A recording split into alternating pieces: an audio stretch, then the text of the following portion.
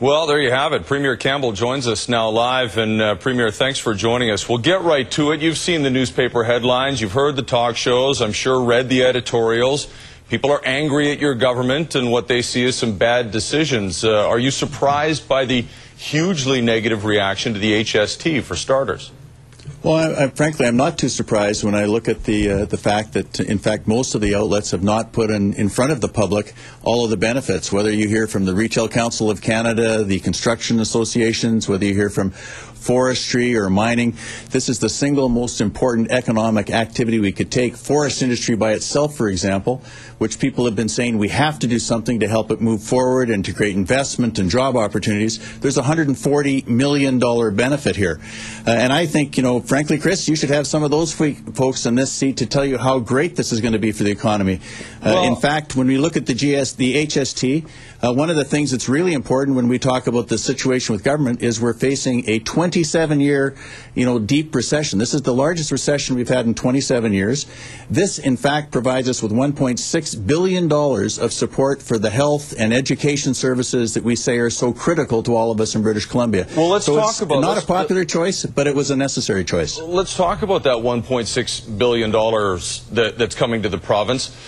Sure. You say that it's going to help healthcare, yet a lot of residents in BC are looking at cuts to programs and cuts to services in their communities. So what is the benefit to BC taxpayers? Not to the corporations, but to the taxpayer.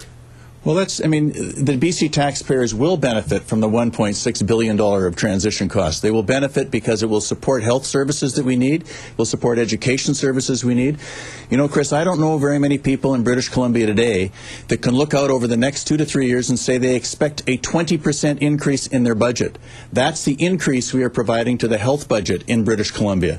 We are expanding services in a number of areas. That doesn't mean we don't have to change. It doesn't mean we don't have to find administrative savings, etc.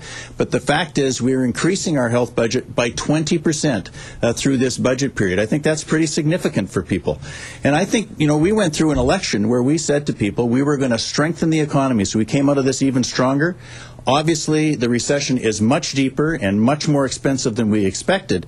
But I can tell you this, with the decisions we've made, as difficult and in some cases as unpopular as they may have been, they were the right decisions for British Columbia, and that's why you'll hear from the Chamber of Commerce, the forest industry, the mining industry, the energy industry, the chartered accountants, every independent economist says that the steps we're taking with regard to the HST are the most important steps we can take to encourage investment and job creation in British Columbia. And without a strong economy, we can't support the health services and the education services that we all realize are so critical. What do you say to people, though, and there are more than just a few of them right now, it seems, who say that your government has been a little bit deceitful, has engaged in some trickery with the support of the HST only a few weeks after the election? Well, Chris, as we said, not one reporter asked me about this issue during the election. We answered one questionnaire with regard to the HST. It was not on our radar. At the end of May, we were presented with the opportunity, because of what had taken place in Ontario, with $1.6 billion of revenue to support health and education, and the opportunity to have a made in British Columbia tax strategy, which would encourage investment and encourage jobs. So I get that there are a lot of people that are very unhappy. But I think when I ran for office this last time as in other times, I didn't run to be popular. I ran to make the right decisions for our economy, to encourage investment, to strengthen British Columbia as we move forward, because it's that strong economy that allows us to provide for those great public services that we've all come to accept. Real quick, Premier, and I'm hoping you can give me a yes or no on this. Any chance you'll reverse course and not bring in the HST next year? We've already signed a memorandum of understanding with regard to the HST. We're moving forward with the HST because it's the best thing we can do to encourage investment and jobs in our province.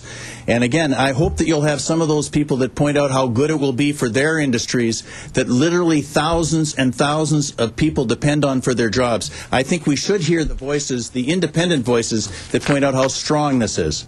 Premier, you know that we are very inclusive in our coverage, and we appreciate your time this evening as well. Thanks, Chris. All right, thanks very much.